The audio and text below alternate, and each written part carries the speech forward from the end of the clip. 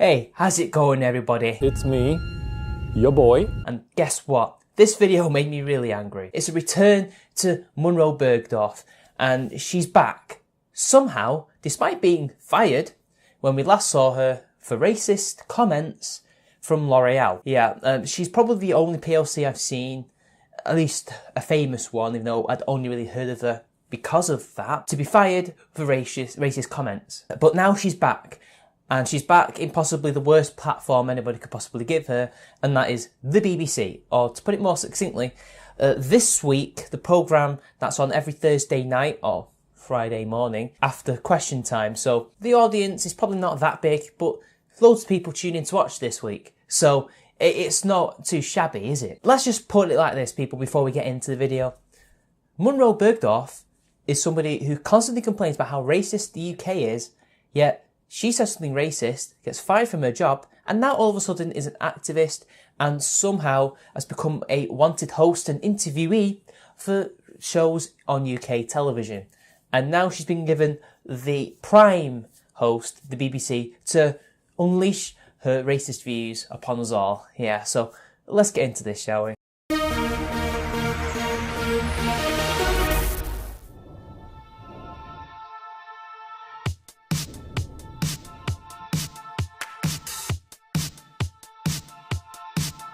And already she's showing her true racist colours. All black people, but no brown people, no yellow people, no mixed race people, no nothing. You're such a racist, Bergdorf. Come on.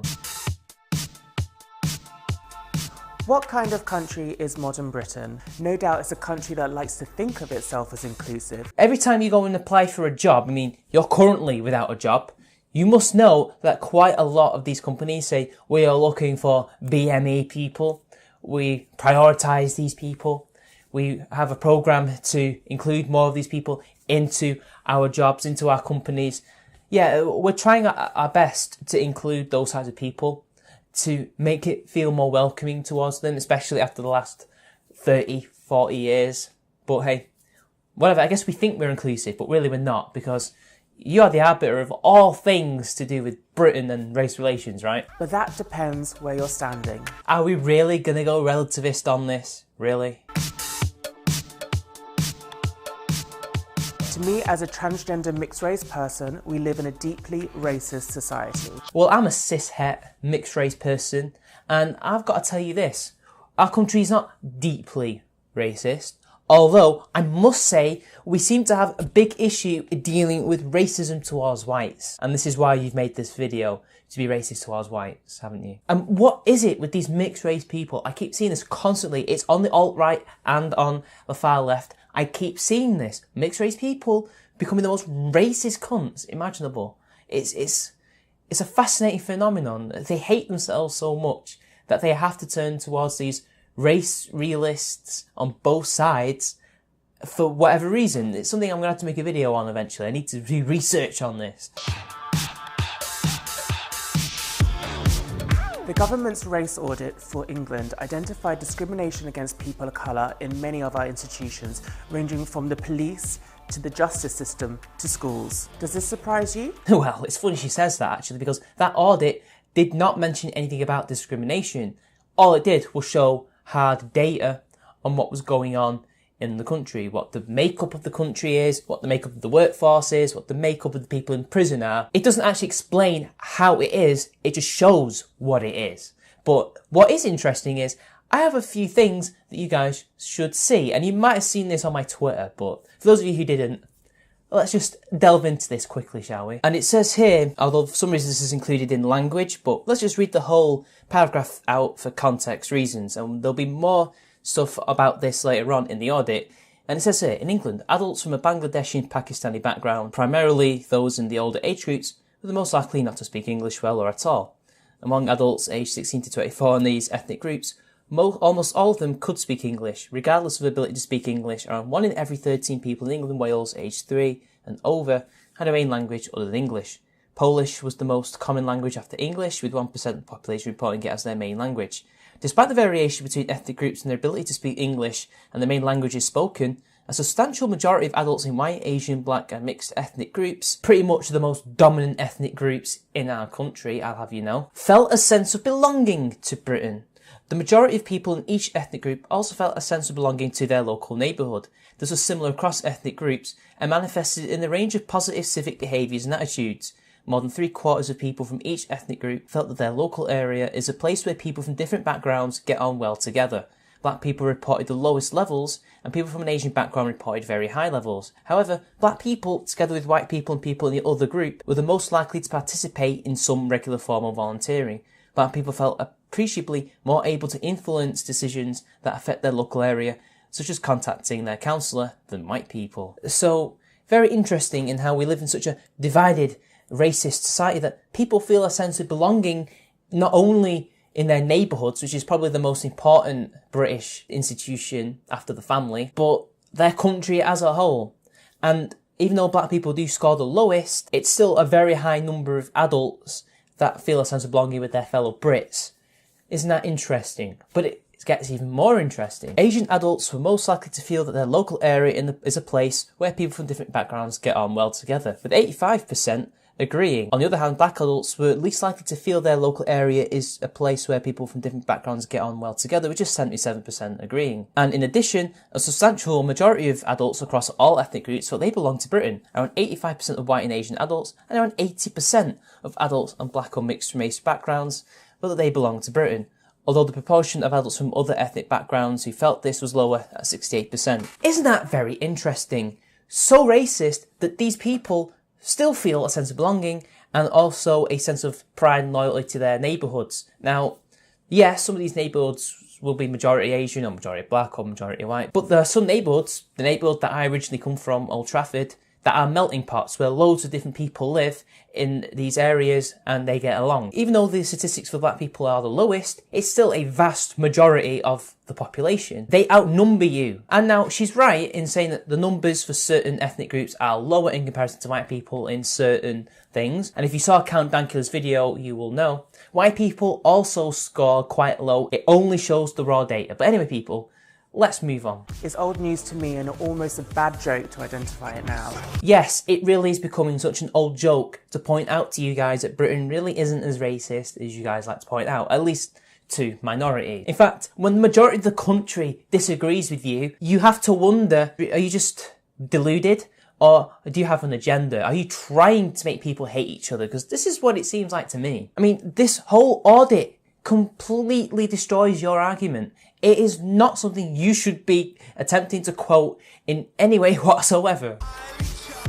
It's something that we've known for years, but the political will has not been there to deal with it, and I'm not sure it is now. There is a political will. Look at the BBC in their efforts to make it more diverse. Look at countless employers all over the country placing an emphasis on recruiting more women and more black minority ethnic people, I hate that word, but I have to say it, into their workforce. We've tried quotas, we've tried diversity initiatives, we've done this, that. We've done well to train the police to move away from the racism that they exhibited 30, 40, 50 years ago, hell, even 20 years ago. We've done all we can. Both political parties constantly put this in their manifestos, but apparently they're not doing enough. What more do you want? It seems to me like you want these things to happen. You want us to be more divided. You want the country to be more of a racist society, because then that gives you a job in activism. That gives you a role to speak on behalf of us against the whites. Am I right? It makes complete sense why an identitarian from either side of the spectrum would want this to be the case, because then they can drum up support for their own agenda and take power. That's what you guys want to do. That's why you've released this on the BBC. Because it gets you noticed. It gets your viewpoint noticed. You're the only viewpoint that they're willing to put on air. Imagine if it was instead an alt-writer saying this, but not about white people, but about minorities. It would be shut down. That's what would happen.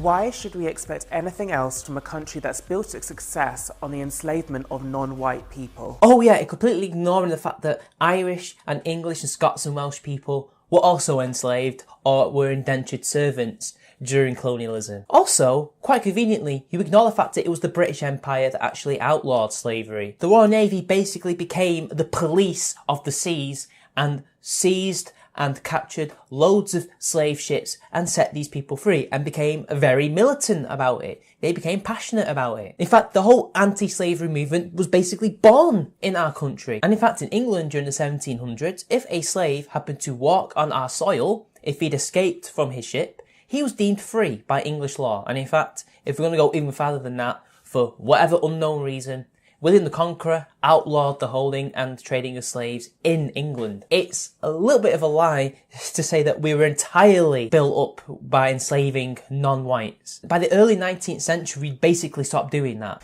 It's that continuous cycle of racism that explains where we are now. I'm sorry, but the 1500s to the early 19th century really has no bearing on where we are today. Slavery really doesn't. If anything, post-World War II has more of a effect on our society than that, because that was where most of the migration and emigration of the minorities, my ancestors, actually came from. And even then, those people were mostly British and had a right to come here, and they chose to come here, and most of them chose to stay despite a lot of the racism they had to endure. So what does that say about our country? That maybe we're not as bad as you make us out to be even back then. We did not have the major racial issues that America had, and we've only ever had a few race riots in our history. And even in the most famous ones, there's debate as to whether the ones in Moss Side were actually race riots. Hint, hint, they were not. Why does the UK acknowledge the sacrifice of people killed in wars,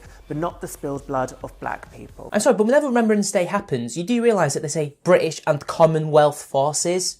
Do you know why they say that? Because the Commonwealth, apart from just the white colonies or dominions like Canada and Australia and New Zealand, we also remember India, the Gurkhas. Who else? Oh yes, the Caribbeans. Everybody who fought for us, we remember them. And there are countless monuments and museums dedicated to the subject of slavery. Have you been to Liverpool? And in fact, during the 1860s, I forgot to mention this, Manchester, the people of Manchester, the workers, the cotton workers of Manchester, you know, Cottonopolis, the textiles powerhouse of the world at the time, sent a letter to Abraham Lincoln voicing their support, saying that they were against slavery. In fact, they boycotted Southern American cotton manufacturers. If that doesn't say something about British people back then, I don't know. So we do try to remember these people. We do have statues in their honour. We've constantly tried to atone for this past. There are people advocating for reparations for the descendants, even though these descendants have never been slaves. And everybody who was around during that time who were slaves or slavers are now dead. So it's impossible. But even then, you still use it as a stick to bash white people with, even though we know black people, Asian people, and Native Americans all own slaves of a variety of colours. Then people like me who call out racism would be listened to rather than ridiculed or threatened with death. Oh, here we go, the social justice bullshit about harassment and the fact that they're all oppressed. Well, look, the audit disproves your notion that you're being oppressed. How are you being oppressed? What is happening in the system that is oppressing you? Because again, there are diversity initiatives, there are quotas in this country. We are literally pumping money into places like Hume, Moss Side, Toxteth, loads of other areas where they're mainly minorities in an attempt to improve their quality of life at the expense of neighbourhoods that are poor whites. In fact, it took 30 years until the area where my mum comes from, Openshaw, to even get any regeneration. And that was just allowed to be run down, and it became horrible. It was one of the most poorest areas of Manchester, and it remains to be seen if the regeneration's even going to work. Meanwhile, Hume went through like 2 or 3 regeneration cycles. It was bulldozed all over several times in an effort to increase the quality of life of the mainly Caribbean people who lived there. So how can you say that we oppress these people when we're trying to help them? And the reason you get ridiculed is not because you're anti-racist, it's because you are racist. You blame all the problems on white Britons, and you're deluded into thinking that by being racist towards white people, you're going to fix all racism. Well, I'm sorry, it's not. If white people want to see an improvement for people of colour, they need to understand that racism is not learned, it's inherited. Inherited? Do you mean genetically? Do you mean by blood? Or do you mean the parents of children teaching their kids about what they think minorities are like. I think you'll find that it's learned. I also think you'll find that it's influenced by videos like this. You have single-handedly doubled the number of alt-right people who have watched this. There will be white people who have seen what you said about them, that they are inherently racist, it's in their DNA, and they're going to say, well, fine, I'm going to go to these people who constantly say that they're for me, even though I've never been so sure about it, but now I've never been so sure in my life that they are for me. And I'm going to go advocate for those alt-righters over there. And then you are going to go to complain about how white people are racist and why white supremacists and nationalists are rising again. Isn't that just funny? And either consciously or unconsciously passed down through privilege. Yeah, right. As if any of my family, the white members of my family, have this so-called privilege. Really? All come from working class backgrounds. Some have managed to raise themselves out of such backgrounds and gone on to bigger, better things. But most of us are still where we are, and always probably will be. You're saying that they're privileged, you're saying that they're racist, you're saying that my two granddads who fought fascist regimes in World War II are racist. My great-grandmother who I met, who was married to one of them, is racist, even though she accepted me. And my cousin, and my other cousin. Really? The uncomfortable truth is that the white race is the most violent and oppressive force of nature on earth. Imagine if she said the exact same thing, but about black people. She would be rightfully condemned, and this, under the Offensive Communications Act, is hate speech. It's textbook British definition of hate speech, but apparently it's only okay to say these things if you're a person of colour, the people you're directing it against are white, and it comes from the BBC and is funded by our taxpayer pounds. Double standards. And she's claiming that the whole country is racist, that we're systemically racist and are oppressing her, when this mainly white country and the mainly white BBC is giving her a platform to demonise all white people. You've got to love the irony there, people. Gosh, she's so iron-pilled. My worry is that whatever governments do to tinker with institutional racism, it is so ingrained in the fabric of British society that it is too late to do anything about it. But wait, isn't this video where you demonise all white people, say they're inherently racist, making this race realist argument that they are born racist, it's in their DNA, isn't that going to make that worse? If we're already far gone despite the 20 to 30 years of progress, that you can become a model whilst not only being mixed race but also transgender, yet apparently we're oppressing you. But on the other hand, just wait just a second before I end the video. If she's claiming that white people are inherently racist, then surely she herself, as somebody who's clearly got some white ancestry within her, does that make me inherently racist? 3/4 of me is white. Funnily enough, she's actually showing racism in this. You might want to check yourself out, Munroe. I think your recessive genes are showing. That's the end of the video. Now, thankfully, I am a lot less angry than I was when I first saw this. So I'm not quite as ranty as I could have been. It just pisses me off, this shit. This stuff right here it pisses me off more than white nationalists. Because at least with white nationalists and the alt-right, I expect people like Tara McCarthy to say the things that she does. In fact, when she says wherever black people go, they take land off white people, it's the exact same thing that Bergdorf here says about white people being the most oppressive force of nature in the world. It's the exact same thing. But Bergdorf angers me more, even though it's two mixed race people saying racist shit about two races. I think it's because, at least with Tara, she's going to get backlash no matter what. But with Bergdorf, she isn't. And she's going to get defenders. Not just people who aren't white, but white people themselves. People who are sympathetic to her, even though she hasn't got a leg to stand on. Even though the data goes against her worldview. Despite the fact that what she's saying is racist by the definition of the word and by UK law, it is hate speech. Even though I'm not against anything like that. I think she has the right to say this. I think anybody has the right to say this. She would get away with it. She can get fired for racism from L'Oreal and then go on this, a soapbox in many ways, and demonise people because of their race, call them racist because of their race. But if she was white, it would never happen. I think that's what pisses me off the most, the double standards. But anyway, this video has gone on a bit too long. I think I'll end it here. It's been your boy. I'll see you guys later.